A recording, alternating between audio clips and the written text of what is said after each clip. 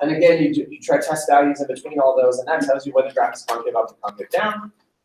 And then finally, you plug all those critical points and function points back into f of x to find the actual coordinates. So is that what we've been basically doing? All right. That's our process. Now, I suppose I skipped one up there. Which one did I skip? I have f prime of x equal to 0 and f double prime of x equal to 0. Yeah. Actually taking the derivative and doing that? Well, that's true. You have to take the derivative to find it. What other function did I not mention? It would be like step 0. Yeah, just the actual function. You can set f of x equal to 0, and that'll tell you x-intercepts. X-intercepts are also intercepts. So overall, that we're in the business of setting all these functions equal to 0. So namely, f of x equal to 0 or undefined, and then setting f prime of x equal to 0 or undefined, and then setting f double prime of x equal to 0 or undefined, in which case we call these things x-intercepts, and then we call the or solutions, that's another word for it, or roots, or zeros, those are all the different words you might use for that. And then for f prime of x, then you're finding the critical points, and critical points could be flat spots, or if they're undefined, it could be a cusp. So there's a lot of different things that could happen there. So you could also have a cusp. All right, and then when you set f double prime of x equal to 0 or undefined, you're finding inflection points. But you could also just be finding where the concavity is changing from plus to minus. Okay, so those are our basic procedures that we've been following. Any questions or thoughts about that? How we've been doing that? And what's the big deal? Why is it that we're always setting it equal to 0? Because then we can use the zero product rule, and that allows us to actually solve for x in all those cases, because we do actually have to solve for x. And then once we do solve for x, keeping in mind all of that is to solve for x. After you solve for x, you do what? Yeah, you plug it back into f of x.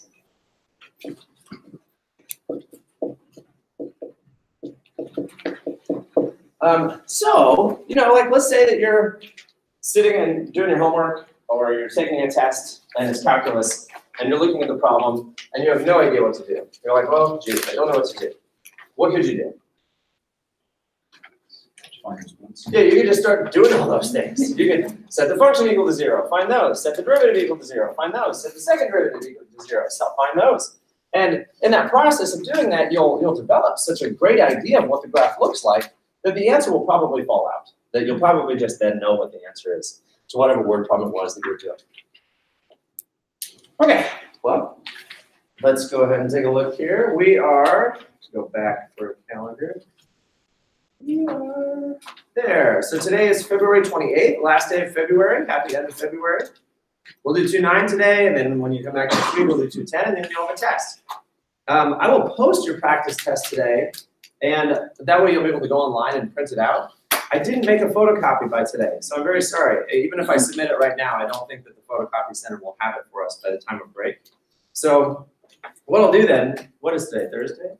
Today is Thursday. Yeah, the best I can do is post it for you so you'll be able to print it up online. And then next week, I could bring photocopies with me to class on Tuesday, but by then probably you'll have already printed it out yourself. You know that you can just go to the library and you can print it out for free. So I'm sorry that I don't have that photocopy to give to you today, but I will post it via email to Canvas, and then you'll be able to print it out today before you leave campus. Okay, so just, you all know where the library is? Yes. Actually, I mean, either. You can go to the library, or you can just go to the second floor learning center, and either way you can use a printer to print that out. Okay. I think I already told you both of these jokes. Yep, I need to update my jokes. Oh wait, no, I think my next slide has them. Okay, here we go. Ah, yeah. Here's a good one. This is a two-part joke. Two fish are in a tank. Have I told you this one? Okay. Two fish are in a tank. One turns to the other and says, "Do you know how to drive this thing?" Two soldiers are in a tank. One turns to the other and says, "Blah, blah, blah, blah, blah, blah, blah." That's a cute joke. All right. So here we have it. We had to do number 16, right? That was the last problem and we didn't do it? Is that correct? Okay, so let's do 16 and then we'll move on. So let's be specific here and actually read 16, because I know I like to just dive in and do everything. What they're asking for is they say, consider the function. So there it is. For this function, there are 4 important intervals where a and c are critical numbers and the function is not defined at b. So let's start right there by considering what they're saying. They're saying that if you look at a number line, we're going to have 3 critical numbers, a, b, and c. And they're telling us that a and c are critical numbers, which means f prime of x is equal to 0. And they're also saying that at b, it's not defined at b. Yeah, the function is not defined at b. So that tells us that f of x is undefined. And since f of x is undefined, that also tells us that f prime of x is undefined, and f double prime of x is undefined, and all the derivatives are undefined. So that's what we know so far. We'd like to find a, b, and c. So well, let's keep reading. So find a, b, and c. For each of the following open intervals, tell whether it's increasing or decreasing. So what we're going to need to do then is find a test value for each of these. So notice how they say from negative infinity to a, that's this interval. And then from a to b, that's this interval. And from b to c, that's this interval. From c to infinity, that's this interval. We want to then find out if it's increasing or decreasing. So once we choose a test value from each of those regions, what will we plug it back into if you want to know if it's increasing or decreasing? Just the derivative. You'll plug those test values into the derivative, and that will tell you if the slope is positive or negative for each of those intervals. Okay, so that's that part. Then it says, notice that this function has no inflection points. Well, we don't know that yet, but apparently that doesn't have any inflection points. But we can still consider the concavity. And so now they're saying for each of these intervals, which, by the way, when you look at the interval negative infinity to b, that's right here, right? So in math, you'd say negative infinity to b. But to a friend, you'd say to the left of b. Like what's going on to the left of b? And then likewise, they're saying, what's the concavity from b to infinity? That's how you say it in math. But to a friend, you'd say, what's the concavity to the right of b? Okay, so if then we just want to choose a test number from over here and a test number from over here and plug that into what function? Because we want to know if it's concave up or concave down. So what will we plug our test value? What? Yeah, the second derivative. Okay. So in this particular problem, we're actually doing both. We're doing the first derivative and the second derivative. So that's the overall sketch of where we're heading. And then ultimately, we're going to draw a graph. Now, I'm torn. Do you guys want to go ahead and look at the graph right now? Like, do you want to know what the graph looks like? Does that feel a little bit like giving away? No. Or what's that? Yeah, Henry doesn't like this graph. See, I'm torn. Part of me wants to go ahead and look at the graph right now. That way, at every step along the way, we're feeling very sure. Like, yep, that's what I expected. Yep, that's what I was expecting. But on the other hand, if we don't look at the graph, then it's like we're really trying to figure out a mystery. Okay, so let's figure out a mystery. Let's do a mystery. Everybody, let's begin. Notice, we have 3 points to solve for. 2 of them, you set the derivative equal to 0. 1 of them, you just look for when the function's undefined. So let's start by just writing down the function. So the function was 3x plus 5 over x. So right up front, you can all tell me, when is that function undefined? What input value am I not allowed to plug in? Do you guys agree? 0? Can I plug 0 into that thing? 3 times 0 is 0, but 5 divided by 0 is undefined. So 0 for sure is our undefined point. So now I can come on over here and say that b is 0. So I know that my b value is 0. It's undefined at x equals 0. Okay, so that part's done. We just solved for b. And now it's just visual inspection. We just looked and said, hey, when is it undefined? Okay, so next, what do we have to do? Find a. Yeah, now we need to find a and c, and that means take the first derivative, set it equal to 0, and solve for x. So now we'll go ahead and take the first derivative, which I'm going to look at the original writing there so I can do the derivative. So f prime of x is equal to derivative of 3x is 3, derivative of 5x to the negative 1 is negative 5x to the negative 2. And so I'm going to rewrite that now. My derivative is 3 minus 5 over x squared. And I want to set that equal to 0. Now notice, is f prime of x ever undefined? Yeah. When is it undefined? 0. Still 0, which is why we knew that if it's undefined at 0, it's undefined all the way down for all the derivatives. Okay, so now how do we solve this function? We want to solve for x, but x is in the denominator. What's our advanced algebraic manipulation and simplification technique for solving for x in the denominator? What should we do? Or did we already do a problem like this? Have you ever seen this? No. What do we do, Colin? I thought you multiply both sides by x.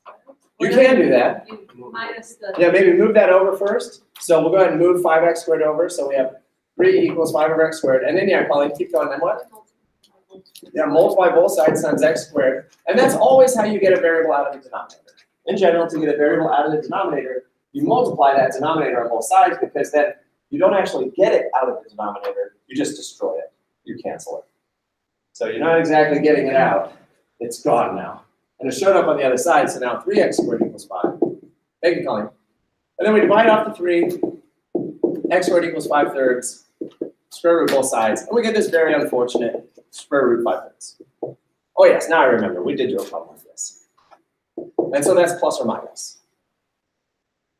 And so that is our value for A and C. Those are the two values where f prime of x will be equal to 0. So I'm going to have a negative root 5/3 over here and a positive root 5/3 over here. And we might as well get a decimal value for that.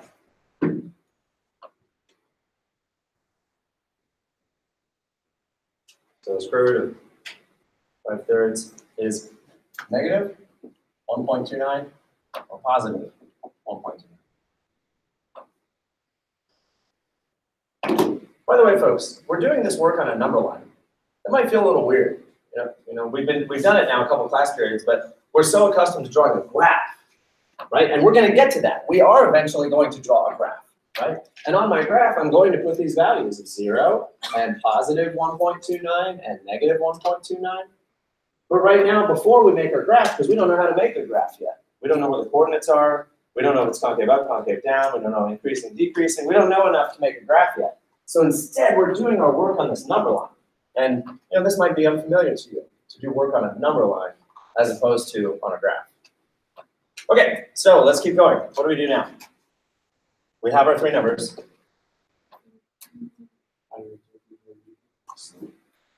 Right, we need to choose test values. Yeah, exactly right. So choose test values. Or test points, whatever you want to call them. So what value shall we choose? Something easy. Yeah, why not -2, -1, +1, and 2? Are those acceptable test values? They seem fine. I'll even circle them so we know that these are our test values. And what are we going to plug that into? The question says, so we definitely have A, B, and C now. Now, for each of these following intervals, tell whether it's increasing or decreasing. So we're going to plug these numbers into the first derivative, because the first derivative will tell if the slope is positive or the slope is negative. And again, the nice thing is here, you don't really have to evaluate a number. You just need to know what the sign is. Is the sign positive or negative? So what I would do if I were you is I would just start a list. I'd say, okay, here's my function. Oh no, we need f prime. F prime is 3 minus 5 over x squared. So that's our function. And we're going to plug in -2, -1, 1, and 2. So set up yourself a nice little list. So I'm going to have f prime of -2, f prime of -1, f prime of 1, f prime of 2.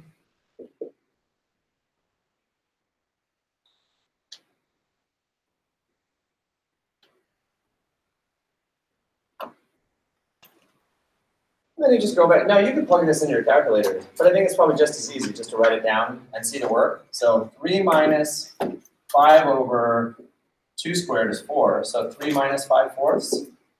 Well, that's only 1.25. 3 minus 1.25 is still positive. So I'm just going to write plus.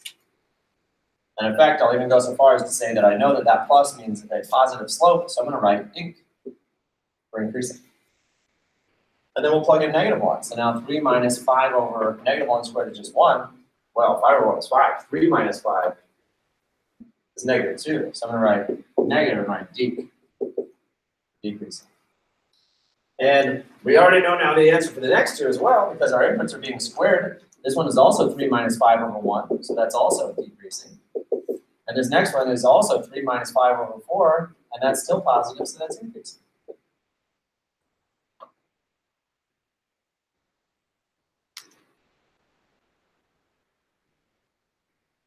So something nice that we could do now on our number line is we could record these results by going in here and just writing increasing, decreasing, decreasing, increasing. And so now again, this number line is recording the results of what we know about what this function is doing. So just for fun, I'm going to take a guess. What could my graph look like? It's increasing, decreasing, decreasing, increasing. Could that be my graph? Yeah, could be. Well, it's undefined at 0, yeah. Oh, but it's undefined at 0. Very good point. It's undefined. So I just need to give myself some sort of an asymptote, maybe. So here's what I'm going to do. I'm going to go increasing, decreasing, asymptote, and then decreasing, increasing. There. Now is that better? So I've got my asymptote at 0, and then it just, it's just increasing. Maybe it does something like that. Could that be the graph? It could be. For all we know, that could be the graph. That was just a guess. Okay, next step. We're done with that section now. So again, like you would just go ahead and write in there, increasing, decreasing, decreasing, increasing. Okay, so now notice this function has no inflection points. How do we know that there are no inflection points? Yeah, it just says note. Did we know that yet? We have not done any sort of analysis on inflection points yet. So let's go ahead and do that. How do we learn about inflection? We have to take the second derivative. So let's take the second derivative. So the second derivative, the derivative of 3 is nothing. And then the derivative of negative 5x to the negative 2 is what? The derivative of negative 5x to the negative 2 would be 10x to the negative 3. So that's 10 over x cubed. So now this is a very interesting function. This is our second derivative. And notice, can the second derivative ever equal 0? How do you know that? Why can't 10 over x cubed equal 0? Why can't I just be clever and find a good value to plug in for x and it will equal 0? Because it's division. Well, that's true. Like if it was 10x cubed, I could just plug in 0. Is there something I can plug in for x that would make this thing equal 0?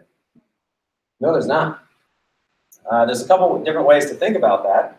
One of which is, again, if you want to get a variable out of a denominator, what do?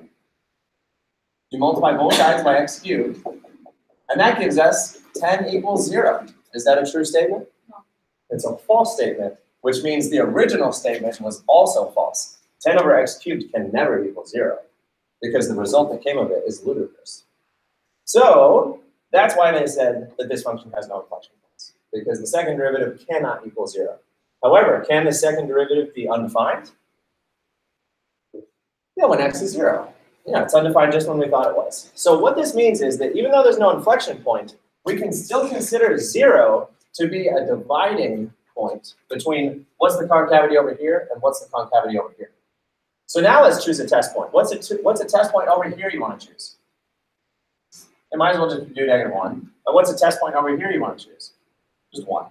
So now we're going to plug our test points into the second derivative. So we have the second derivative of x, which is 10 over x cubed. And we'll go ahead and plug in our test point of -1 and our test point of 1.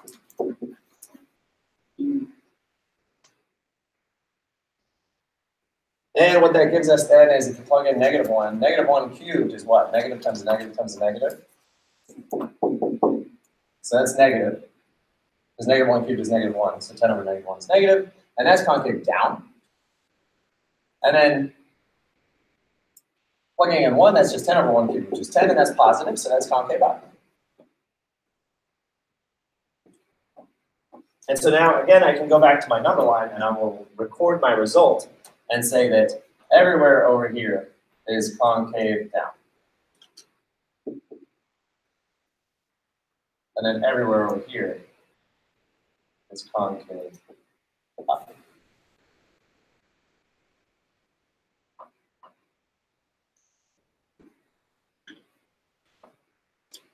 So again, this is a very interesting device right here, this number line. Again, this is probably different from anything you've done in the previous class where you're recording all your information about a function on a number line. And so now our goal would be then to look at this and now go draw it. Now, right now, we're still missing a really important piece of information that stops me from drawing this very well. So that's negative 1.29 and that's positive 1.29. All I can really say right now is that it does appear to be concave down on the left and it increases then decreases. So doing something like that makes sense. And then over on the right, it's concave up and it decreases then increases from the asymptote. So it'd be something like that.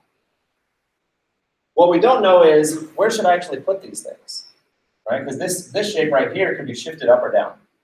And then this shape right here could be shifted up or down. And just imagine all the possibilities. It could look like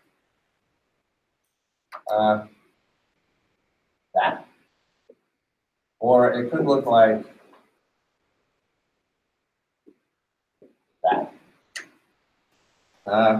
Anyway, there's a lot of different ways that it could look, so long as you're keeping with a concave down, a concave up, and an asymptote in the middle. So how do we nail that down, and how do we know where to put those little swoops? By doing what? Yeah, exactly. We still need to plug all of our values in. Not all. I mean, there's only two. There's only two values we have to plug in, and that will nail down for us a particular value and where to put our graph. So now let's go ahead and plug in negative root 5 over 3 and positive root 5 over 3 into what function? The original function, because we want to get an actual coordinate. So, at the very least though, folks, because we know that the left-hand side is going to be a maximum and the right-hand side is going to be a minimum, that's going to tell us where to begin those two swoops. So now let's go ahead and plug in f of negative root 5 over 3 and f of positive root 5 over 3. So in your calculator, we're plugging that into 3 times something plus 5 over something. 3 times something plus 5 over something. And notice that you actually only have to do this computation once.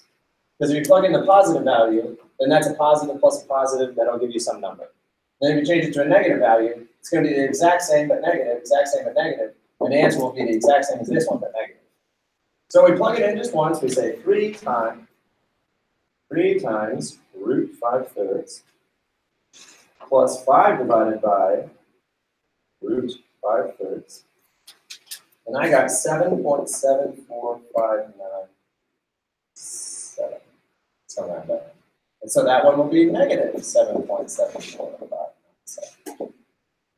So then notice for this coordinate, the coordinate is actually negative 1.29, negative 7.75. And then this coordinate is positive 1.29, 7.75.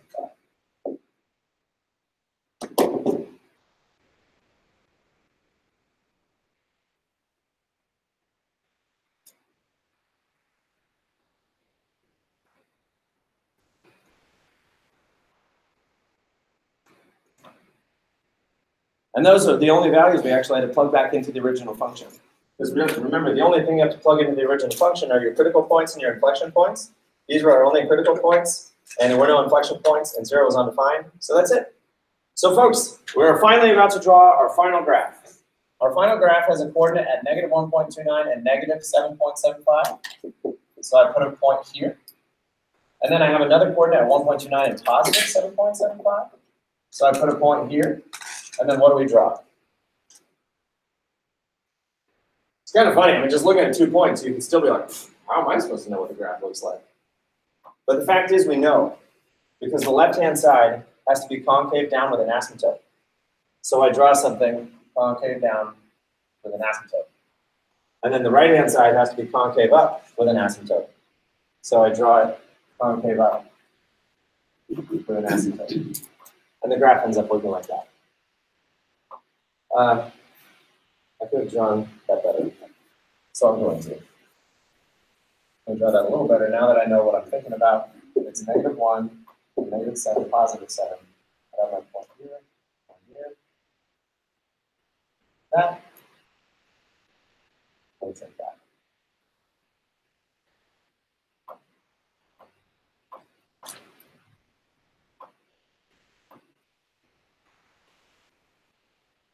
Well, we're done.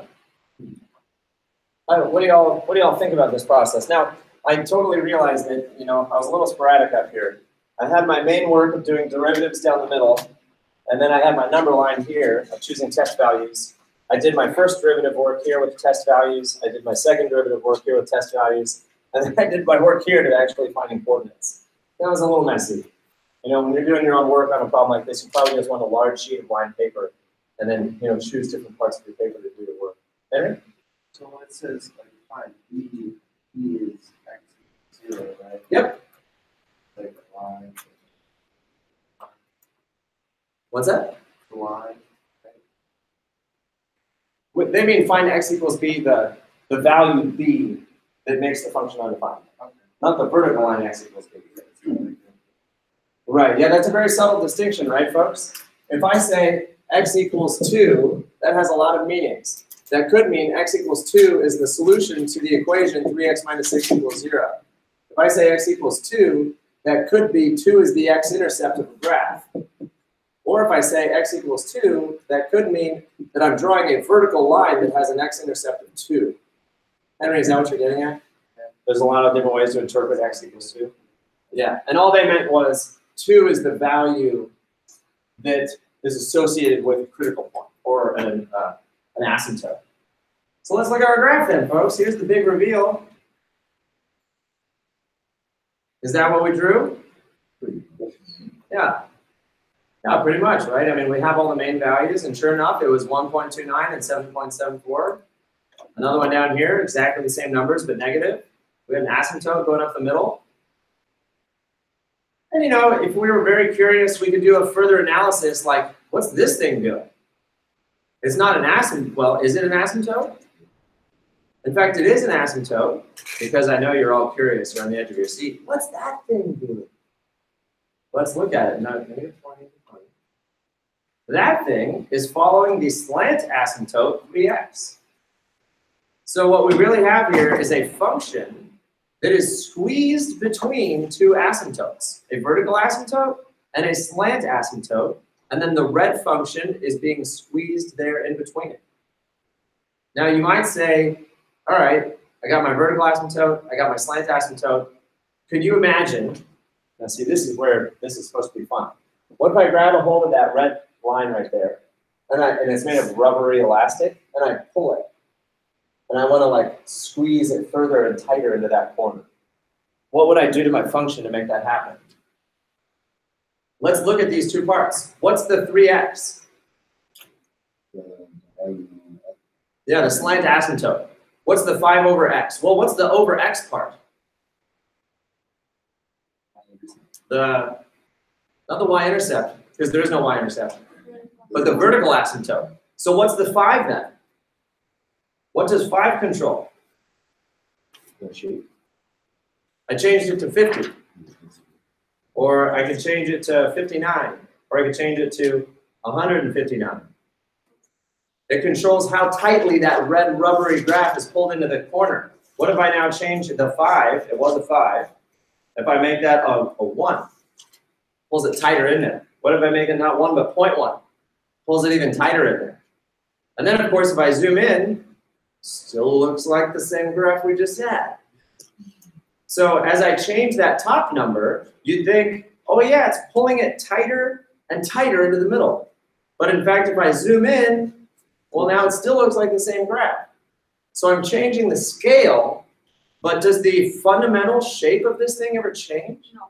Not so much, just varies on scale. And that way, it's kind of like a fractal.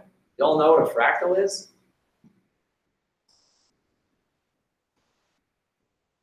Just in case you've never watched a fractal zoom, it's worth watching once. I don't think there will be any volume, which is too bad because, oh, there is volume.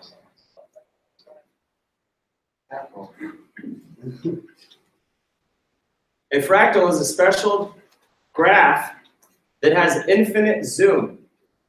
So as you zoom in on a fractal, which is simply a graph, as you zoom in, it continues to show more and more and more detail. And the detail continues forever. And then the detail is also often self-similar. So you can see that the shape we're zooming in on looks like the original shape. but we're just zooming on one particular part of it.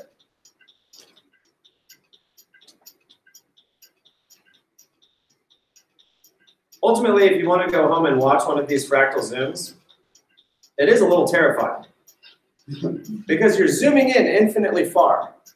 And there's at no point that you would zoom in far enough that you're like, oh, okay, there we are. We reached the bottom. It just zooms and zooms and zooms and zooms into detail. It makes me afraid because, like, I can imagine I'm in a dream, and then I'm like, oh, I want to zoom back out. But then I'm like, oh, wait, I can't zoom out either. Because then, you know, you could theoretically just keep zooming out forever. So anyway, have you guys ever seen a fractal? Yes. Well, that's what a fractal is. It's infinite magnification power. Okay, well, that's fun. All right, well, we did it, folks. Anyone else have a question about number 16? I have a question. Yeah. What if what would happen if you made the 5x negative? Oh, that's a great question. What would have happened, folks, if they changed the 5 to a negative? Let me go back to there. Woo. That was not expected. It was on the outside instead of it's switching inside. Yeah, I mean, watch again. So it was there, but now it's there. And you might say, well, that's strange. Why is changing a negative make that much of a difference? And that would be worth further analysis. And the interesting thing is, see, now that you know calculus, you can say, I don't know why changing the negative on the function makes a difference, but how would making that negative change the first derivative? What effect would that have had on the slope? And then by changing that to a negative, how would that have affected the second derivative, which affects the concavity? So it's very interesting that, you know, someone not in calculus would say, why did changing that to a negative change the graph so drastically? But see, now you can say, well, maybe we should investigate how it changed the first derivative and how it changed the second derivative. Because notice, right now on the left it's concave down, but by putting that negative, now on the left it's concave up. And originally on the right it was concave up, but with the negative, now it's concave down. Anyway, and so on and so on. Admittedly, we could probably, I could be very happy just talking about that one graph for the next hour and a half. So let's keep going. Did everyone grab their next packet, 2.9? So 2.9 has lots of applications. And I don't know if I printed this for you and I've already deleted certain problems. Because basically I put tons of questions in 2.9 and I always realize that I don't have time to get through all of them. So I've got something up here on the board that says skip. Do you have that problem on your packet? Yes. Okay, so we're going to skip it. Yeah, you know, just cross out the 1 or something. Because who knows, if we have time, we could always go back and look at such a thing. Because they're all really good problems. I'd love to do them all. It's just we have time constraints. So yeah, number 1 we're going to leave behind. Number 2, also we're going to leave behind. We can come back to those. 3. Okay, so number 4, we'll start there. Yeah, we can definitely go back to those if we finish. Okay. This here is a nice, just overall business question. Let's see what it's like. Everybody there? Everyone on the same page? All right. So for the given cost function, there's our cost function. By the way, what does that look like?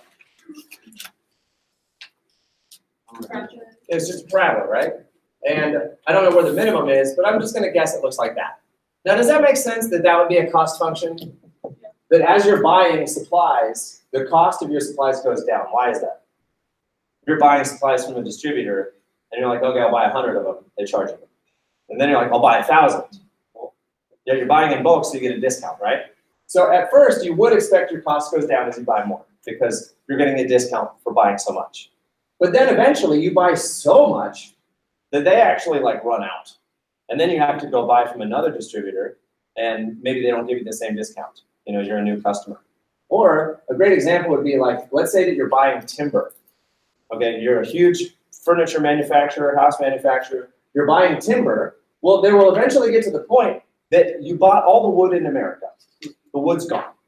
So now you have to go buy it from Europe. And so of course the cost is gonna go up because now you have to pay for shipping and all sorts of other things. Or eventually all the forests in all the world are gone and there is no more wood, right? And so then you have to pay for fake wood and then the costs continue to go up. So it's very natural that a cost curve should look like this. That at first you get savings and discounts, but then eventually the cost is going up again because you don't have an infinite supply of supplies. Josh? How does the function track that change? How did they know that? Yeah, how does the function track that change?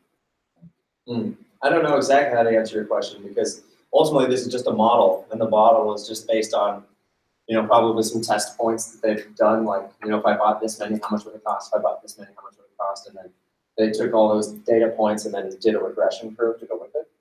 But I don't know if I'm answering your question. Hold on to your question, we'll think about it. Okay. Okay, so find the cost at production level 1300, how would you find that? You just plug it in. So I'm just gonna write it down, you can go home and plug that in later. Let's keep going. Now what's the average cost at the production level of 1300?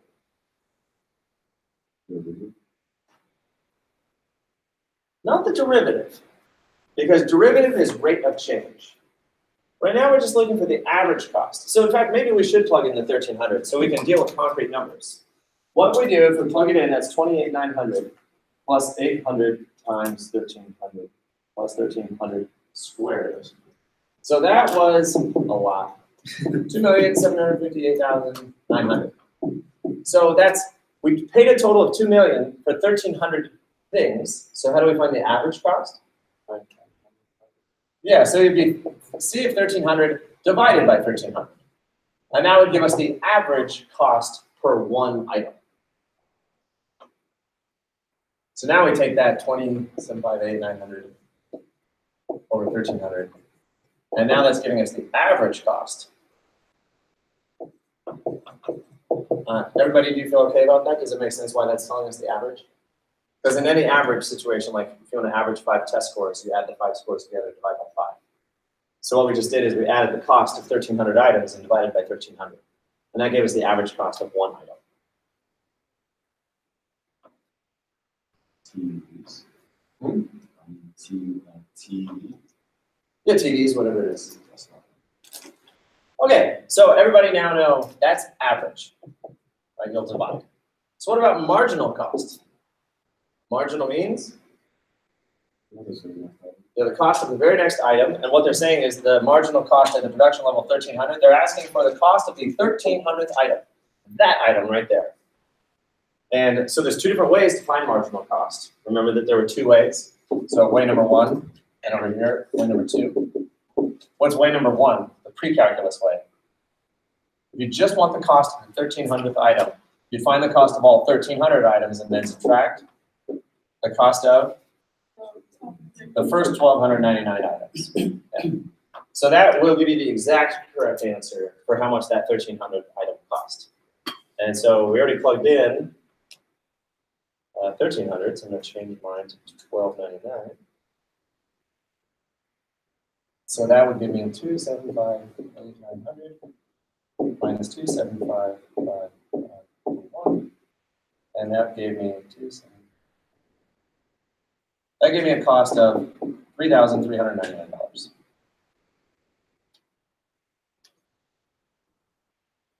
So it's only like when it's 1501, it's only when it's up to the first. Well, it just depends on what they're asking for. If they ask what's the marginal cost at the production level of 1301, then they're asking for the 1,301st item. But this was asking for the 1,300th item. Okay, and then what's the second way of calculating marginal cost? Yeah, just the derivative. So first we need to find the derivative. So the derivative would be 800 plus 2x. So then you plug in the number 1,300. And that's going to tell you the approximate cost for the 1,300th item. So 800 plus 2 times 1,300 is 3,400. And you can see our 2 answers are awfully close. In fact, they're really close. How close are they? They're $1. So it's awfully close. And I don't know about you, but I definitely liked that second method better because over here I got all these numbers to write down. You know, my calculator's not that bad. But that's why the second method is there, because it's just so convenient. Okay. Now, here comes the good, juicy problems. The next one says, find the production level, that is the quantity, you know, what value to plug in for X, that will minimize average cost. So anytime you see the word minimize or maximize, what are you looking for? Yeah, the max and min. So, you know, you either have a curve that's going like that and you want to maximize it, or you have a curve that's going like this and you want to minimize it. Either way, you're going to do calculus, take the derivative and set it equal to 0, and that will tell you your flat spot. And so what they're asking for us to do is to minimize the average cost, not the actual cost. We've already talked about the fact that this cost function looks like this, and we could find the minimize the cost. We could find that. That would be a whole separate thing. In fact, I'll do it real quick because it's so simple. You just take the first derivative, 800 plus 2x, you set that equal to 0, and then you have 2x equals 800, and actually negative. That makes no sense. Apparently, the minimum cost is a negative 400. What does that tell us about our cost curve? It's not wrong. Yeah, it was on the wrong side. Yeah, very good. Yeah, so apparently the minimum was actually over there, and that's our cost function. Well, that's a bummer. That means that as you buy more things, the cost goes up. No, that means you already reached that point in the economy where if you want more of it, it becomes more expensive to get more. You know, like maybe wood, if wood is rare, because we've already cut it all down and burned it. Okay, so that would have been the minimum average cost, but they're asking to minimize the average cost. Well, what was the formula for average cost? Yeah, you have to take the cost function and divide it by x. So now this will be kind of fun. So everyone write down AVG of x. This is going to be our average cost function, which is really C of x over x. And we want to minimize that. So that's our function that we want to minimize. And so how do you minimize or maximize something? Yeah, you take the derivative and set it equal to 0. So right now, I just want you to notice, we could, if you were really in the mood, you could take the derivative of this. Don't write this down. I just want you to see that you could. You could do the quotient rule, and you could say ho d high minus high d ho all over ho ho. And you'd end up with ho d high minus high d ho all over ho. And you'd get this function. And I only show it to you because it would not be nice. Like, I don't think I would want to work with this function. You know, I don't really want to work with that function. So instead, we just go ahead and write down what C of x is, which is 28,900 plus 800x plus x squared over x. And now what do we do? Again, let's say we don't want to do the quotient rule. What do we instead? Do what? We do want to take the derivative, but what would we do to our function first? Because if we take the derivative right now, it's the quotient rule. We can cancel things, right? We can create 3 separate fractions. So we'd have 28,900 over x, and then plus 800x over x, and then plus x squared over x. And see, just knowing about things like this is why the subtitle of this class is Advanced Techniques for Algebraic Manipulation and Simplification. So now we can cross out that x, we can cross out one of those x's, and then our function is simply 28,900 x to the negative 1 plus 800 plus x. And you'll notice I rewrote it as x to the negative 1. Why? Yeah, I pushed it up because I know we're about to take the derivative. So that's our average cost function. Now we need to take the derivative. So now I'm going to go ahead and write down AVG prime of x. And you notice I'm just being casual by writing AVG. I mean, what could we call this function? Just A of x? A, and we just all agree that A means average. I'm writing AVG. That's fine. You know, I just prefer to write AVG because it's reminding me that that's what I'm dealing with. My average function is the derivative of the average cost function. Okay, so the derivative would be negative 28900 x to the negative 2. Derivative of 800 goes away, and the derivative of x is 1. So there's our derivative of the average cost function. And we want to do what with it? Set it equal to 0.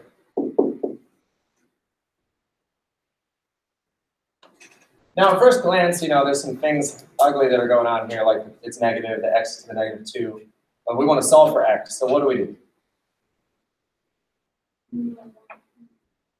Yeah, we can move to the 1 to the other side, or better yet, we move this one to the other side, so it won't be negative anymore. Either way, if you move the 1 over, that'd be negative, and you can cancel the negatives. So I'll go ahead and move my 289 term over to the right, but what else would I want to do with this x? Yeah, push it down below it. So now I have 1 equals 28,900 over x squared. And we all know now how to get variables out of the denominator. You multiply it to both sides. That way it cancels from that denominator. And now we just have x squared equals 289. Oh. And so we square root both sides. And x equals, is it 170? It is? Or did it think so? Okay, so 170. I didn't guess it. The square root of 289 is 17. And they chose that number on purpose so that it would square root nice and easy. Okay, so that's the value of x that minimizes average cost. And that's what they asked for in part D. What is the production level?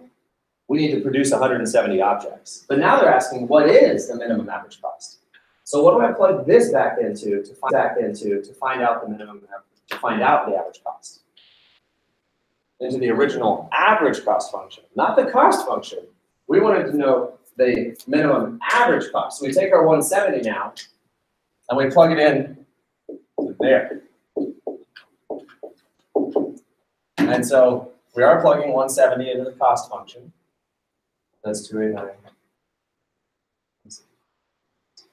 70 squared. I got 193,800 over 170,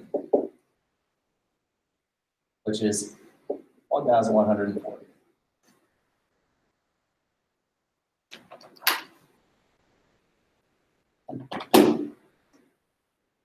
So that's interesting. That's telling us that if you want to minimize the average cost, you would produce 170 items. If you produce more than 170 items, your average cost is going up. If you produce less than 170 items, your cost is higher. Josh? How do you find the maximum of an upward facing parabola? That's a good question. Are you tricking me? No. How do you find the maximum of an upward facing parabola? Yes. What's the highest point on a parabola? Yeah, there is no maximum. Well, because on the more thing, there were some questions that were asking what the maximum. The absolute maximum and the absolute, yeah, that was saying you have to just look at the endpoints. So like if you're just considering some parabola, but they're telling you to only look between here and here, then you just cut off the graph and you're only looking at this part. And so then you'd say, well, that would be the absolute maximum because you're only looking here. Yeah, so a parabola has no maximum, but it has an absolute maximum on a certain domain. So hey folks, while we're at it, before we leave on our break, let's go ahead and look at that average cost function.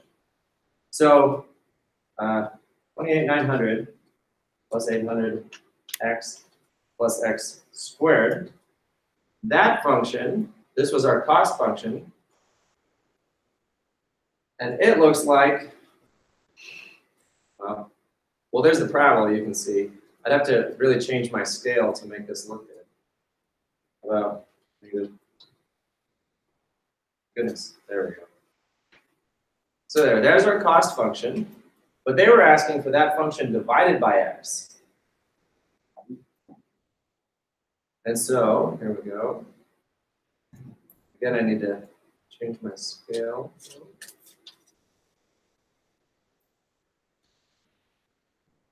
Aha! So here's our average cost function, and sure enough, you can see that the average cost comes down, it's some sort of minimum value, and then starts going up again. And what is the minimum value of average cost? 170 and 1140. And so, and surely you can tell, like this, if this is your average cost, the average cost does come down, and then eventually the average cost goes up again. All right, anyone have any questions about that? Or we'll keep going? Okay, well, we might as well take a break. My phone already went off, so let's take a break and then we'll come back. The time is 11:54. Let's be back at 12:04.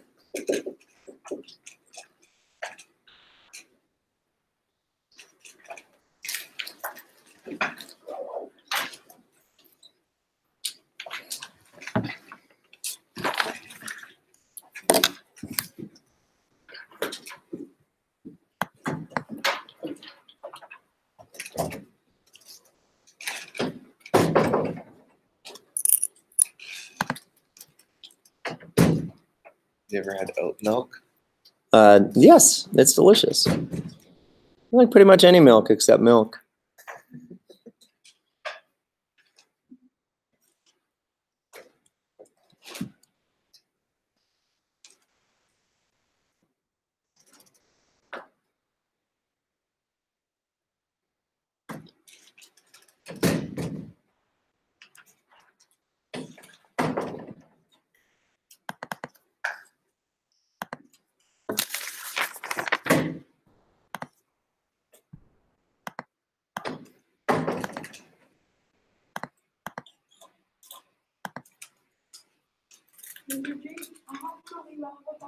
Right now. Okay, I understand. I won't take it personally, Rosa.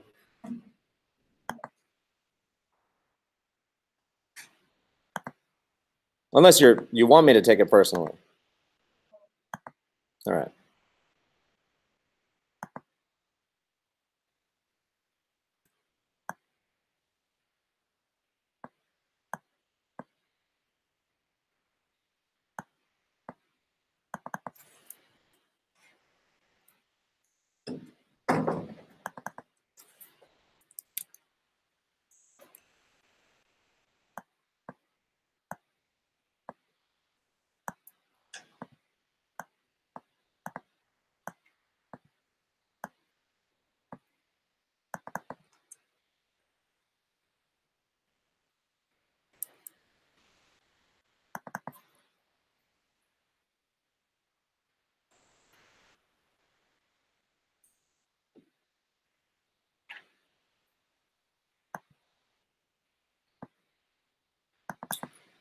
What's your Tuesday? See you, Rosa. Is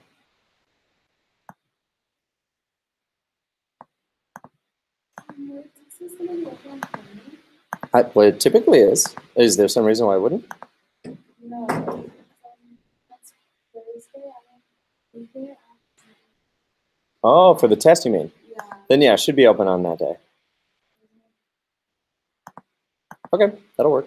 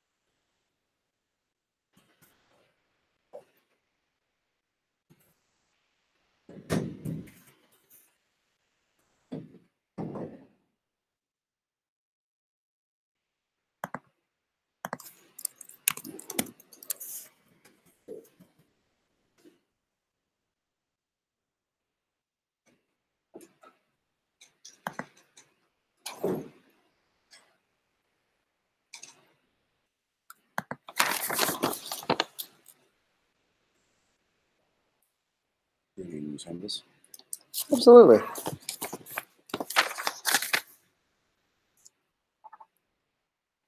I think I can tell by my pen. That was one time I signed it, that's 4 signatures at $10 each, so that's $40 so far. Yeah, that's up quick.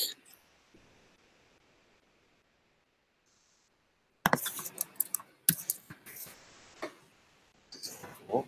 I always want to see something cool. Found this in my car.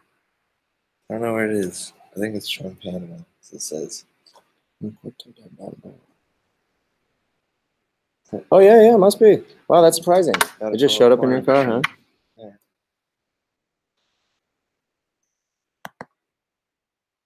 Oh, there it is.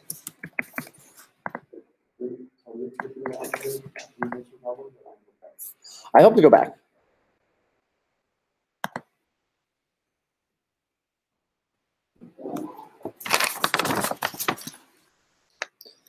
Five, F-N-O-O, 5, 6, 0, 8, 9.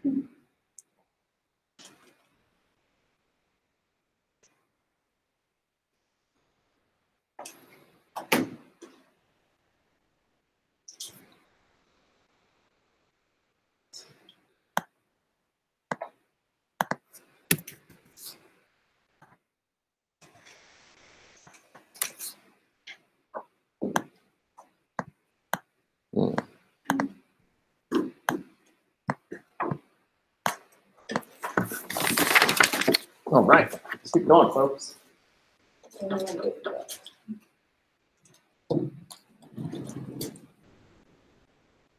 So Nanda just asked me a question, which problems are we skipping? And unfortunately, some of them I need to skip just in the interest of time. And the fact is, I put them on there out of optimism. So what I really should have done is taken them off. That way, you would have had a sense of loss. Like, oh man, I'm going to go back through those problems. But what I can do, no matter what, I'd be very happy to just fill out the solutions. And then out of interest and curiosity, if you want to go back and solve more problems on your own, you certainly can. But what we'll do is we'll focus on the business application problems and then some more, provided we have time. Okay, so let's try number 5. Now, number 5 is fairly similar. Let's skip down to the interesting one, okay? Let's just fill out some of this. It says here, there's our cost function. So now that cost function looks very different. This is our cost function. It's a square root and a parabola. What on earth does that look like? So I hope that I have encouraged you all that in general, looking at what the graph looks like first is always a good idea. So we're going to look at this graph, 54 square root x, and then plus x squared by 1,000. So what does that look like? Aha, that's what that looks like. So there's our cost function. Ooh, kind of funny. It kind of starts curving out. Can you tell it's concave down and then it switches and becomes concave up? I don't know if you can tell that. Let me change the axis so we can tell that a little better. We'll just go to 2000. There, yeah, a little easier to tell now that it's concave down and then it switches and becomes concave up. All right, so that's our function. Now that's just the function itself. What if I then want to take that function and divide by x, so that that's the average cost? So once again, our average cost function would come down. Let me change this again. There we go. So now we can tell that our average cost function, again, it comes down, and it will have a minimum value of that. So if you all want to go ahead and make a note that the average cost, the minimum average cost is 900 and 2.7. Isn't that nice that you can just go ahead and find the answer ahead of time? Now all we have to do is quote do the work. So looking now at this problem, we'll definitely just write some things down and not necessarily solve each one. The first thing they ask is what's the cost at that production level? So again, it'd be C of 1,300. And then the average cost would be C of 1,300 divided by 1,300. And then the marginal cost at that production level, we could just go ahead and say C prime of 1,300. Right? So we're just answering these questions more casually because we just did a problem with this. So now let's find the production level that minimizes the average cost. This is the good one here. So what is our function for average cost? Maybe this time I'll call it A of x instead of AVG. So A of x, that's our average cost. And what is that function? How do you find average cost? Yeah, C of x over x. Which in this case, what is our C of x? That's 54 root x, which I'm going to immediately rewrite as 54x to the 1/2. And then plus, instead of x squared over 1,000, I'm going to write the fraction 1,000 x squared. And we're going to take all that and divide it by x. How did I just rewrite the x to the 1/2 and the 1,000?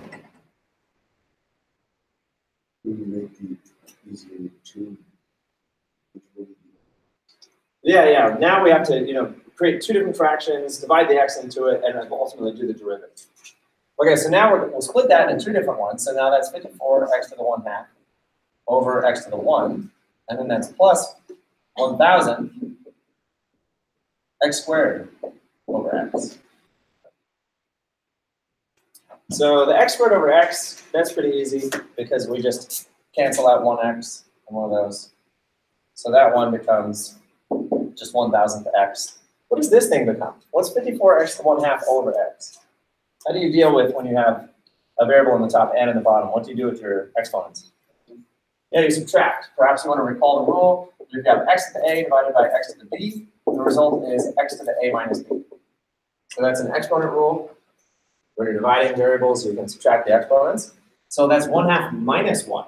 So now what we have is 54x to the negative 1/2, right? 1/2 minus 2/2, plus 1/1000 x.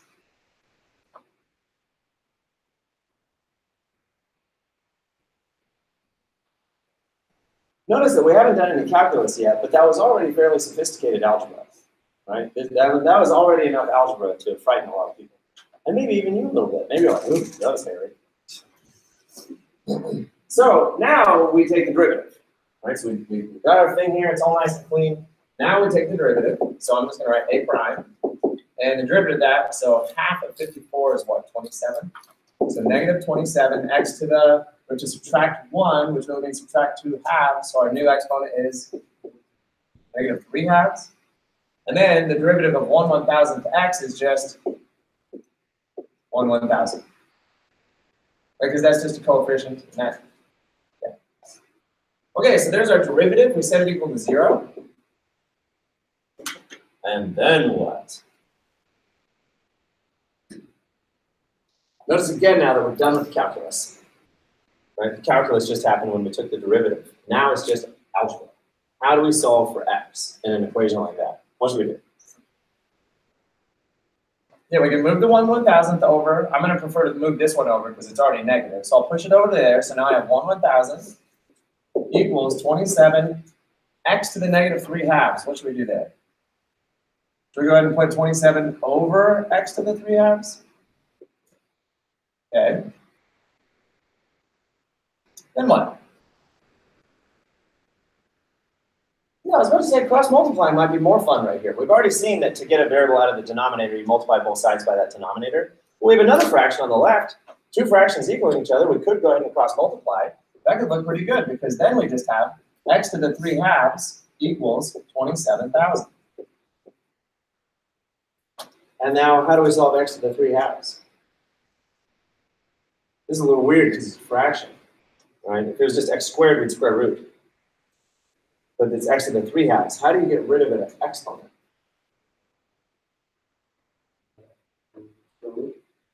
We could do a root, and that's a perfectly fine answer. There's a faster answer, or a better way to get rid of an exponent in general. Like, what if I had this terrible question, x to the 57/9 equals 3? How would I get rid of that 57/9? Algebra states that you can do anything you want so long as you do it to both sides. Ideally, what do I want my exponent on x to be? 1. So how can I turn that 57/9 into a 1? What can I do to both sides right now?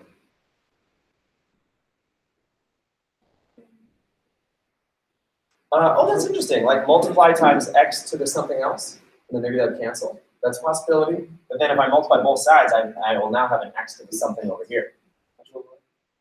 We could do some sort of natural log. However, recall, logarithms are only used when a variable is in an exponent. We can only use logs when a variable is in the exponent. Right now, we just have a number in the exponent. Would it be possible to make the 3 equal to the power of these differences over the That would be very interesting. Like to rewrite 3 as a number to the power of 57/9. And if you were able to do that, JR, that's very fun. Let's say I was able to do that, where I was like, 3 is now this number to the power of 57/9. Well, then that number would be x, and you'd be done. Yeah, JR, that would work. All you got to do now is find what number to the power of 57/9 equals 3. And in fact, yeah, I mean, you would be able to do that. Okay, so here I'm gonna show you guys all the simple, straightforward technique for getting rid of it. And as soon as you see it, you'll say, oh, yeah. You raise both sides to the power of 9/57.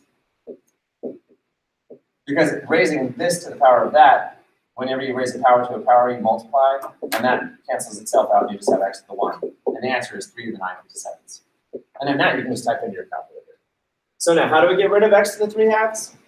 We raise both sides to the power of 2/3. And that will immediately cancel out the exponent on x. So it's just x equals, and now you can all just type 27,000 to the power of 2/3 in your calculator. Make sure you type that in carefully. It's 27,000 caret parenthesis 2 divided by 3 parenthesis. That's what that would look like. Is it in negative? It is not negative. We raised a power to a power. No, but on the x, the 3 halves for negative. Okay. You sure? Yeah, still, no. Yeah, so that's x to the 3 halves. Do you agree? It's positive 3 halves. And we want to make 3 halves times something equal 1. So 3 halves times 2/3 equals 1, because they're reciprocals. Where do you see a negative? No, I just skipped that step. Oh, okay. All right, so 27,000 to the power of 2/3 is 900. And is that the number we were expecting from our graph? Yeah, so that's the production level, and now how do we actually find the minimum average cost, or the average cost? We just plug that in. A of 900 is going to be C of 900 over 900. And then you can either plug the 900 into the average function that we found, or you can just plug the 900 into the cost function and then divide by 900. Either way, I think I'm just going to plug the 900 into the original cost function. 54 times the square root of 900 plus 900 squared by 1,000. And we already know what we're expecting because we saw the graph.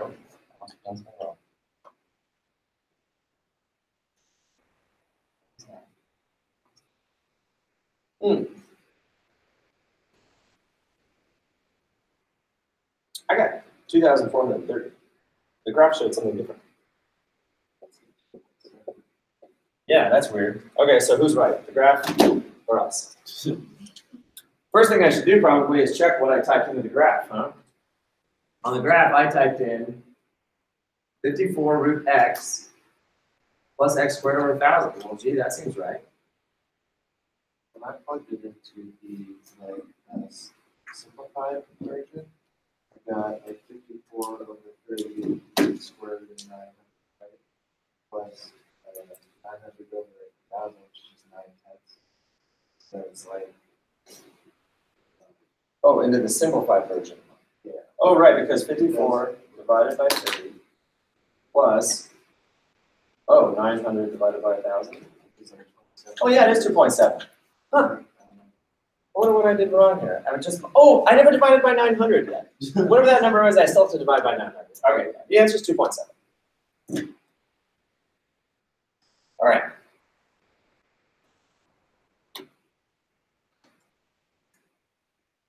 Any questions about this particular one?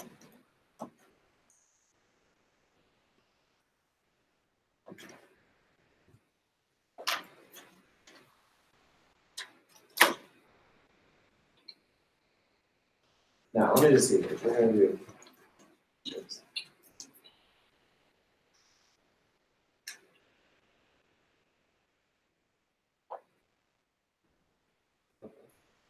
All right. Moving on along. We're going to try to get through as many business problems as we can, and then we can see if we can go back and do some of the other ones. Now, what are you interested in? Are you interested in minimizing cost or minimizing average cost? Which of those do you think is more important to a business owner? Average cost or just cost? It's an interesting philosophical distinction, right? Which one would be more important to you? What analysis would you need to do to figure out which is better? Like, let's say that minimizing cost told me I should make 100 units. But if I wanted to minimize average cost, that told me I should make 150 units. Who wins? Should I make 100 units or should I make 150 units?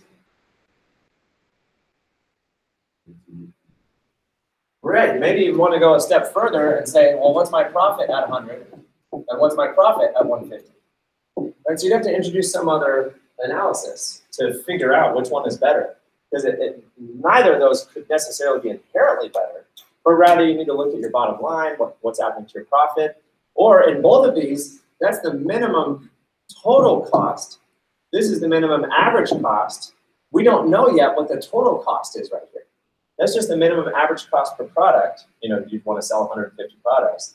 But what's the total cost there? Because this one already told me the total cost. This one is just telling me the average cost per item, but you want to know the total cost. Because maybe you only have so much money.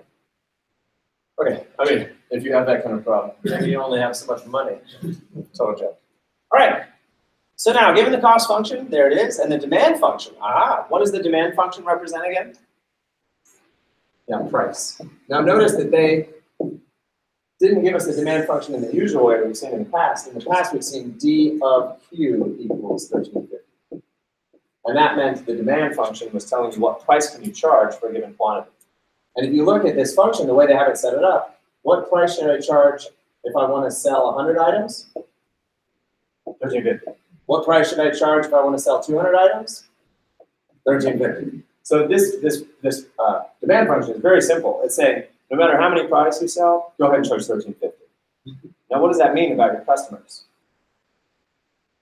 That no matter how many I sell, I can just go ahead and keep on charging 1350. Yeah, they're very consistent. The people who are going to buy this product are going to buy this product. Yeah. All right, so then what do we want to do here? Find the production level that will maximize profit.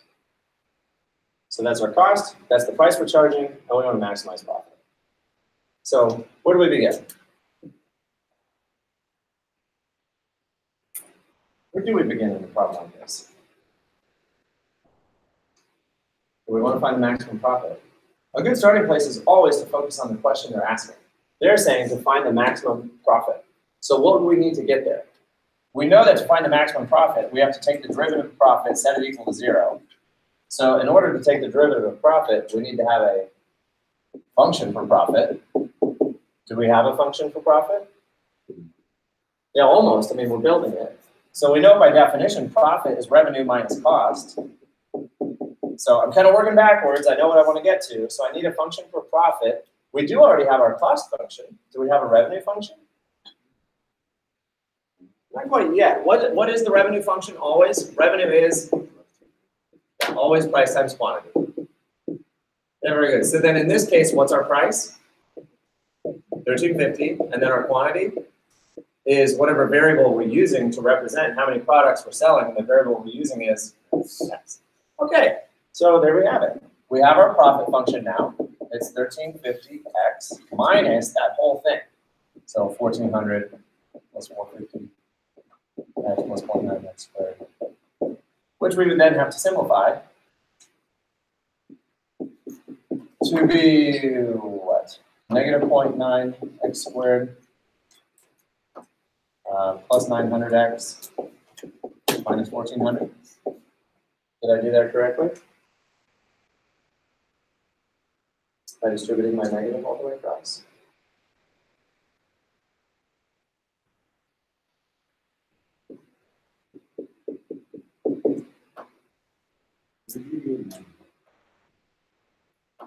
I did 1350x minus 450x.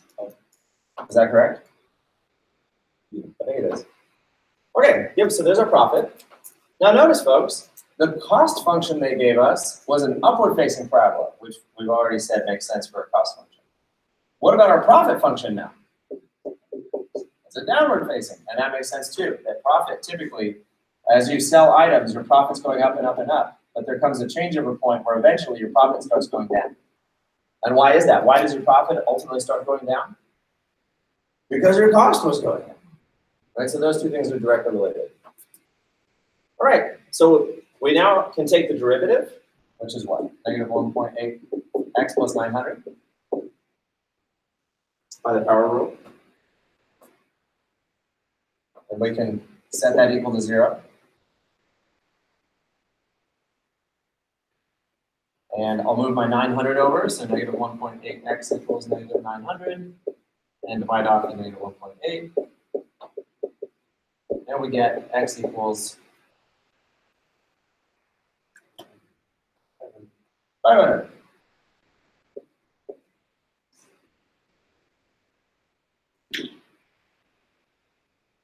So they said find the production level that will maximize profit. So apparently the production level is 500.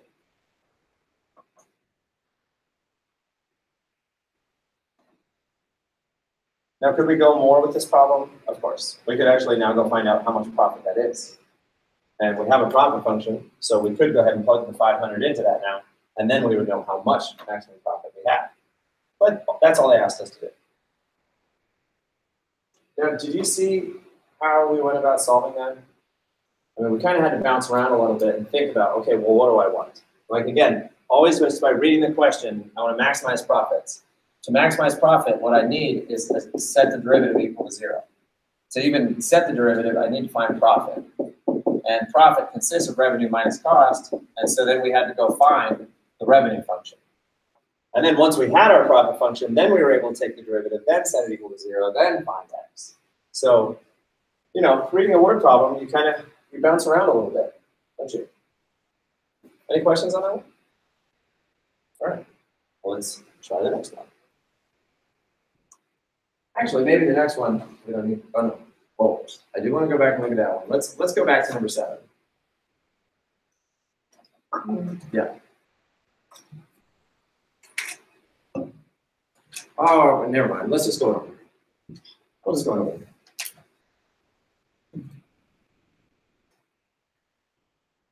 I do believe we've already talked about a problem like this before. Did we talk about the baseball stadium problem? We talked about, yeah, how many people can come in and charging too much for a ticket such that no one comes, and charging so little for a ticket that everybody in town comes. So let's just consider the problem. It tells us that the stadium holds that many people. With a ticket price of $12, 19,000 showed up. With a ticket price of $10, 23,000 people showed up. Assume attendance is linearly related to price. What ticket price would maximize revenue? So we want to maximize revenue. So what's our end goal? What do we need to find?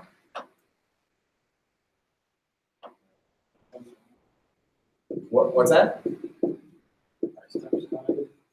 Right. Well, to maximize revenue, our end goal is to find the derivative of revenue and set it equal to 0. Right?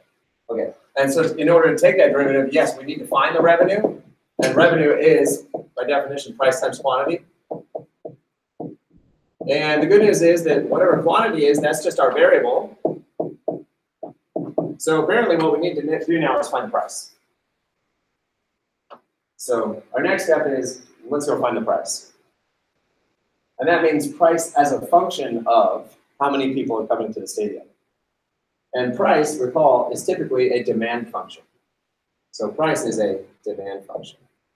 And if you recall, a demand function is a function of P. No, sorry, it's D of Q. So we need some sort of demand function that will tell us how much to charge in price depending on how many people we want to show up in the stadium. And so what did they say about this? They said, assume that attendance is linearly related to ticket price. So what we now know is that our demand function should be mx plus b. We're looking for a straight line because it's linearly related. So if we can just find the price function, the demand function, we can then plug it into our revenue function, and then we can take the derivative, set it equals 0, and solve for x, and that'd be our maximum revenue. So how do we find our linear equation that determines the relationship between price and quantity? What are we doing? Yeah, well, definitely, let's make a graph. So it says, with the ticket price at $12, the attendance has been 19,000. And when the price dropped to $10, the attendance rose to 23,000. Now, first of all, which do I put where? Which one is price and which one is quantity? Which one is attendance and which one is quantity? Price would be x. What would be x? Because what's the input of the function? What's the input of the function and what's the output of the function? The input is Q, which is quantity, and the output is the demand function, which tells us price. So the output is price, and the input is quantity. So if we write that down, that this is quantity, and this is price, then what we're seeing then is that this is our X, and this is our dollars. It's not always obvious. You know, we could have switched those two and did the whole problem and ended up with the incorrect model. So it's helpful to stop and really consider what's my input, what's my output. Okay, so now we can go ahead and start putting our data on that graph. So we had, when the price was $12, the attendance was 19,000. And when the price was $10, the attendance was 23,000. First of all, does that make sense? Yeah. That if you drop the price, more people show up?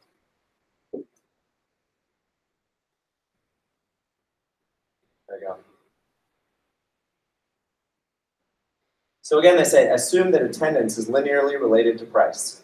So this line now, which we're assuming from only 2 data points, that is going to be our line, which is our demand function. Okay, so, I mean, given 2 points, what's the best way to find the equation of the line? We need slope and we need the y-intercept. We can find the slope right here just by looking. Down to right 4,000, down to right 4,000. So then that would be slope is down to right 4,000, which is -1/2,000. So there's our slope. Then how do we build our equation? Yeah, we could always Yeah, so you have two options, folks. You could use y equals mx plus b. And what do we still need to solve for? B. So you could just use y equals mx plus b, plug in your slope, and then what do I plug in for x and y? Either one of those coordinates. You can plug in either coordinate, and then you could work backwards and solve for b. Your other option is to use point slope form, y minus y naught equals m times x minus x naught, where your y naught and your x naught are one of your coordinates. Both of those methods work, so really whatever you're most comfortable with, that would be fine. So choose one method that you're going to do for the rest of your life, well, or at least for this class, point slope or the straight line. And we'll show both ways. And either way, I'm going to use the coordinate 23,010. I'm going to use that coordinate in either case. So in the first case, y equals mx plus b, I would plug in 10 and 23,000. And that would give me 10 equals negative 23,000 over 2,000.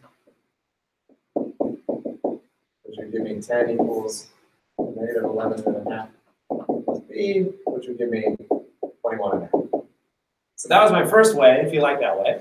Or this way, I plug in my negative 1 over 1,000. And that'd be x minus 23,000. And y minus 10. Negative 1 over 2,000. Yeah, oh, thank you. Thank you very much. Y minus 10 equals negative 1 over 2,000 x. And then that's plus 1.5. And I get y equals negative 1 over 2,000. X plus 21.5. Both methods, did I get 21.5? Yeah. So again, it's whatever you're most comfortable with, whatever way you like to do it. The key thing is we now know that our demand function, d of q, is negative 1 over 2,000 q plus 21.5. That is my demand function, which tells us our price.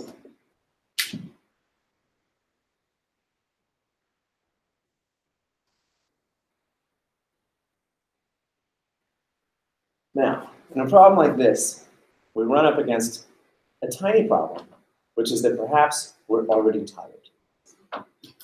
Right? You're like, yes, I got the demand function. Oh, I still have to plug it into my revenue function, take the derivative, set it equal to 0, and find x.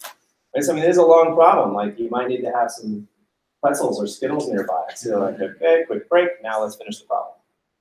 So now that is what we'll do. We'll now go back to our original goal, which was to create a revenue function. So my revenue function is price times quantity. So my revenue function now is the negative 1 2,000ths q plus 21.5 times quantity, which, well, geez, I need to pick a variable, right? X or q. I'll stick with x. So there. So now my revenue function, when I distribute the x, is negative 1 2,000ths x squared plus 21.5 x. And now, finally, we can take the derivative.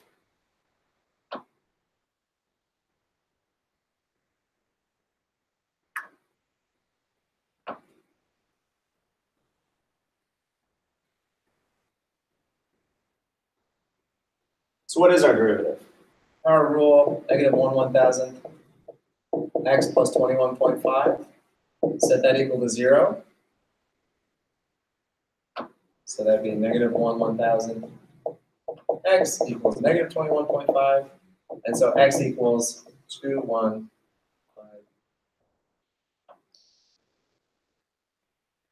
5. So apparently 21,500 people, which is in between the two values that they already tried. So 21,000 would be maybe around there. And that is apparently how many people, that's how many people I should bring into the stadium to maximize profits. But that wasn't the question. The question is, what is the ticket price that'll maximize revenue? So if I know that 21,500 people is how many people I want to come, then how do I know the price? Plug it into the demand function. Whoa, this is such a good problem because it's so very multi-stepped. Is that a word? It's multi-stepped. There's so much to do. So now that we have our 21,500, I now can go find the demand function. So the demand function is going to tell me the price that I should charge if I magically want 21,500 people to show up. So the price I should charge for 21,500 people is negative 2,500.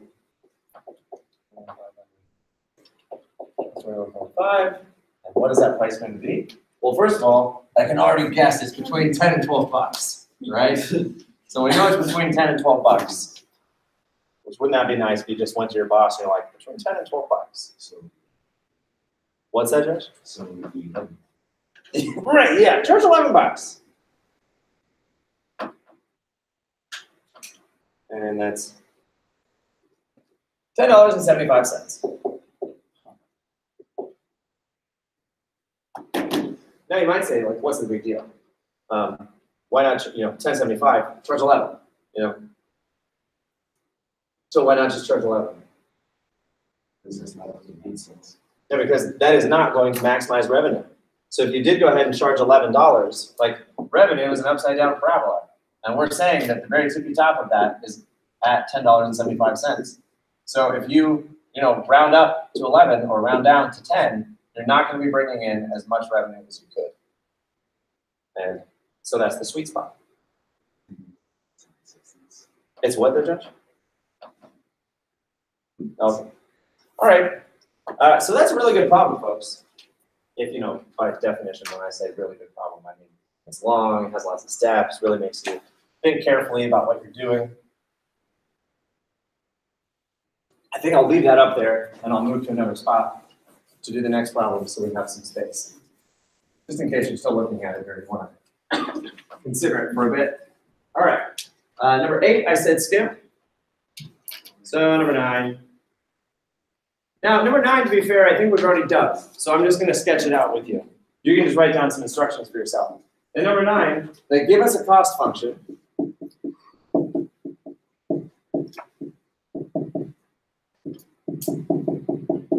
And then they say what? Find the production level that will minimize the average cost, and then actually find the minimum average cost. So how do we minimize average cost? Yeah, we have done this before, so I'm just going to write down what steps to follow. First of all, what is average cost? Yeah, C of x over x. So you take that whole thing and divide it by x, which would give you, what, 40,000 x to the negative 1 plus 200 plus x. I skipped a lot of work there, didn't I? I didn't show my work of actually dividing that function by x and splitting it into 3 different fractions and then canceling my x's. But we did that process a second ago. So that would be your average, and then what would you do? Take the derivative of all that. So you have negative 40,000 x to the negative 2, the 200 go away, plus 1. And you set that equal to 0. And I should stop myself, or else I'm just going to finish the problem. So there you go. You just have a quick little sketch. And when you're finally done and you solve for x, what are you going to do? You're going to plug x back in to a of x, because that's what they really wanted, was the minimum average cost.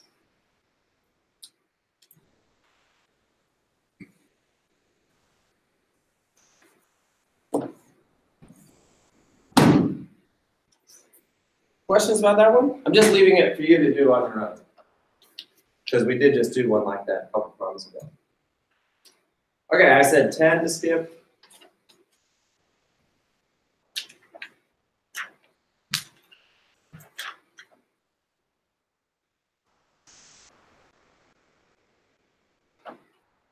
All right, let's go to 11. Now, as I said, I'll write up solutions for all of these problems so that you can go online and look at Canvas and see the solutions if you're curious. But right now, my goal is to get through the key business problems that they give us.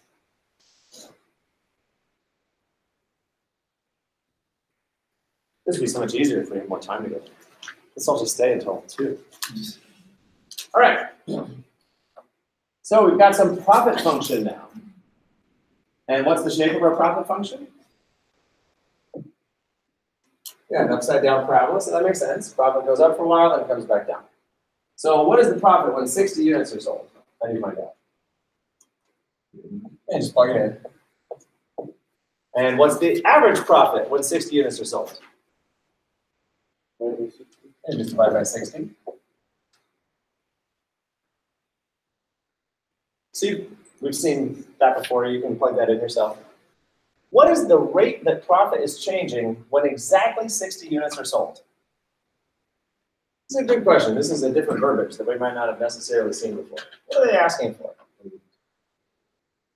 I believe that's correct. Plug it into the derivative. Now, does that verbiage make sense for that? They're saying, what's the rate that profit is changing? And keep in mind, rate means slope. So what is the slope when exactly 60 units are sold? That means when x is 60. So they're saying, what's the slope when x is 60? So you would find the derivative and plug in 60. So read that sentence over and over until it makes intuitive sense to you that that's what they're asking. If you wanted to make a nice little picture of it, you'd say, here's my profit function, here's 60. So when exactly 60 are sold, what's the rate that profit's changing? They're referring to the slope. What is the rate that profit is changing when exactly 60 units are sold? Okay, next one, different verbiage. What's the rate? Oh, and by the way, I'm just assuming you can all go back and take the derivative of that and then plug in 60.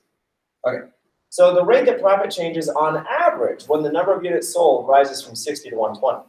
What does that mean? Yeah, it is secant slope. Now everyone draw a picture of that together. So you have your graph, you have your parabola, you have 60, and you have 120. And so you have this point, and you have that point. And they're saying now, the rate, and first of all, rate always means slope. So the rate that profit changes on average, and the fact that they're saying on average implies secant, because we either say average slope, that's between 2 points, or instantaneous slope, that's at 1 point. So what is the rate that profit changes on average when the number of units sold rises from 60 to 120? And so what are they asking for? That slope. So again, I would reread C and D together a couple times to compare the verbiage of how they say that, to convince yourself that you know when they're talking about tangent slope and when they're talking about secant slope. Yeah. So, couldn't you just plug in 60 and put it into the on the slope? Yeah. Well, point slope is going to give you the actual equation of the line. All we really want is the slope. So recall, we had a secant slope formula. The secant slope formula is simply f of b minus f of a all over b minus a. So in this case, that would be p of 120 minus p of 60 all over 120 minus 60. That was our secant slope formula from a long time ago. But keep in mind, if you didn't want to think about it formulaically, you just want to find the slope between those 2 points. And so you can plug 60 into the function and actually find out how much profit you get out of it. So that's p of 60. And then you can plug 120 into the function and find out how much profit you get out of it. That's p of 120. And again, you can look at those as coordinates and say this coordinate is 60, comma p of 60. And this coordinate is 120, comma p of 120. And at this point, you just reminded yourself where that formula came from. Because to find the slope here, you would do y2 minus y1 over x2 minus x1, which gives you p of 120 minus p of 60 all over 120 minus 60. So whether you memorize the formula, which I think you should, or walk your way through the problem and actually find the coordinates, you'll end up with the same result.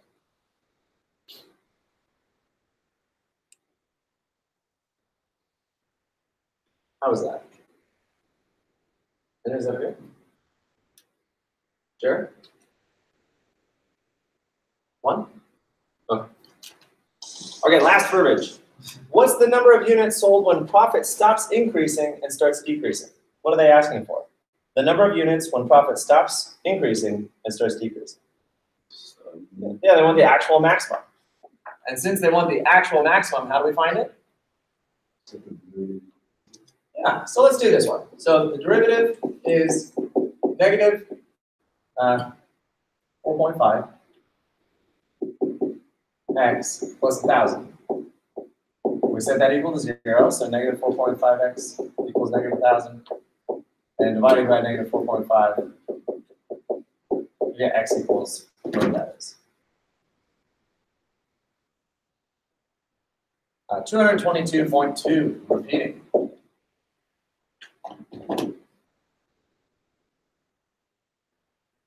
Now what does that mean? Assuming this is the number of cars that you're selling, should you sell 222 cars or 223 cars? You think 222 because it's closer? Could be. Should be. What's that? So part. You can sell some used parts. How do you find out for sure, though, which is going to yield a higher profit? Because we do want to have the maximum profit for a whole number of cars. How can you know for sure which one has more profit? Yeah, you would want to do P of 222 and P of 223 and actually check. Because depending on the shape of the graph, well, either of those could end up being the correct answer.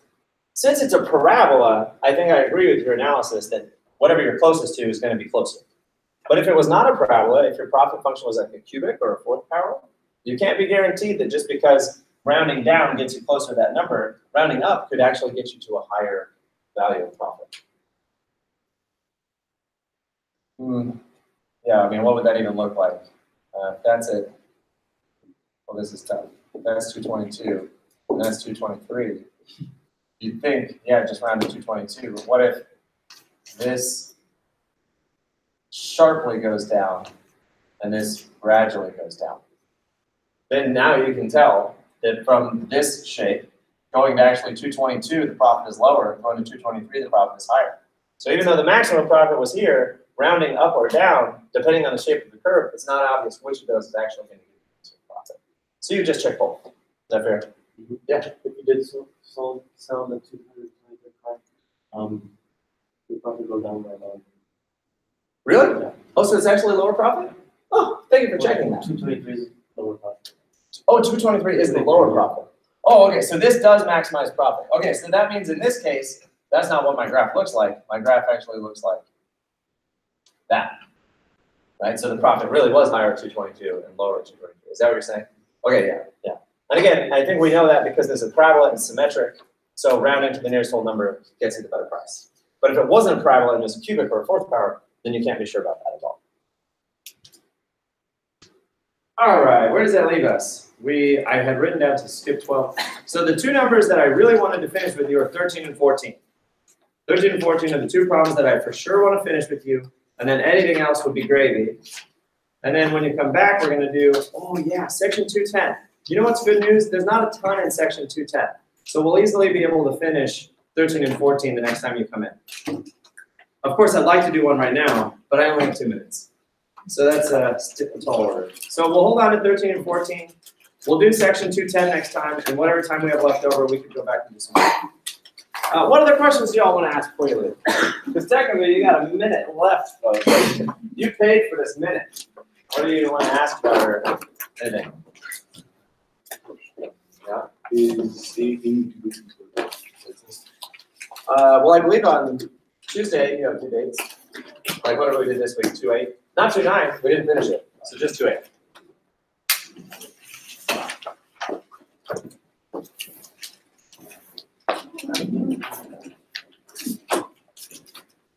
Here, I'll try to tell you a calculus joke. I forget how to tell this one. Why do calculus students always get a cab home from parties? Because they can't drink and drive.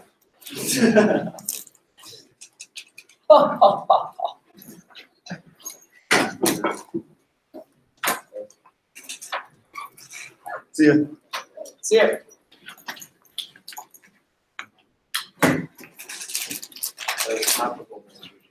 That was topical. I tried to make it a calculus joke. Well, I think it's just Mardi Gras. Wait, Mardi Gras what? Oh, it's soon. Wait, you mean you get to have Mardi Gras in your class? It's like one of our fellow students is going to. Oh, fun. So Sarah, I'm sorry, just to check base with you. So you won't be here on Thursday, but you'll take it on Friday. Okay.